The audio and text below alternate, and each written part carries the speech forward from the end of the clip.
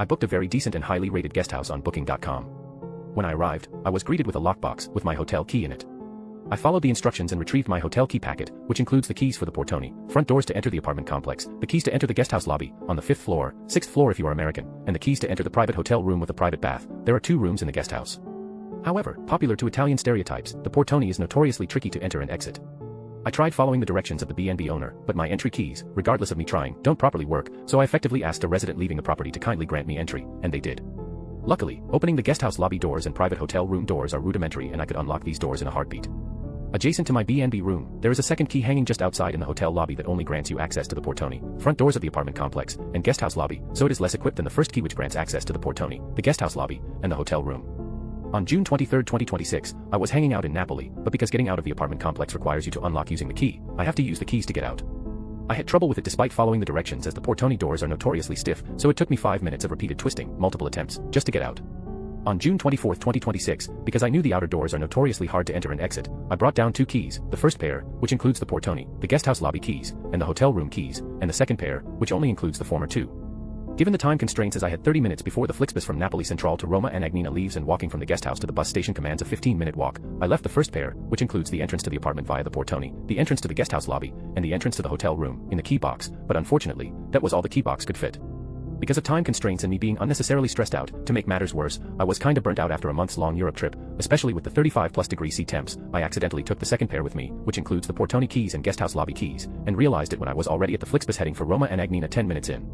I apologized to the B&B owner and luckily, they told me to send it to a Poste Italiane. Luckily, even though I didn't have a bubbled envelope, the closest Poste Italiane to my accommodations was not crowded and I was able to secure a spot almost immediately after entering. Luckily, the Poste Italiane facility is a 3-minute walk from the Felice Spesa, a store which sold exactly what I needed to send the mail. I bought the bubbled envelope, added the destinatario address as the exact address of what the B&B guesthouse owner showed in Napoli and added the mittente address with my name and my Roma B&B guesthouse accommodations address. I sent the key as well as the envelope to the Poste Italiane employee on June 24, 2026 and paid a little less than €10 to send it. Yet, today is July 20, 2026, and it has been 3 weeks since I returned to the US. I returned home on June 27, 2026. A few hours ago, despite the fact I sent the second pair of the physical keys exactly to the address provided on the WhatsApp by the B&B guesthouse owner, they now claim it is never delivered. I don't know what to say. I am paranoid they may fine me an exorbitant amount of money or press criminal charges against me, but they definitely know the key box. Code for the hotel, know that my hotel room key box is in the left. In fact, that was one of their earliest messages, and the key box does contain the entryway to the portoni, the guesthouse lobby, and the hotel room, more than what the second pair, the pair I accidentally forgot to return but then mailed back to Napoli, included. I hate asking because art of noticing. I've been dating myself for the last 6 months, and honestly, this has been my best relationship yet. They're mature, emotionally smart, handle stuff well, have tons of empathy, are loyal, basically, everything I look for in a partner. You know those guys who remember every little detail. The ones who plan dates, surprise you with your favorite things, and do things without even asking. Well, I've been with people like that before.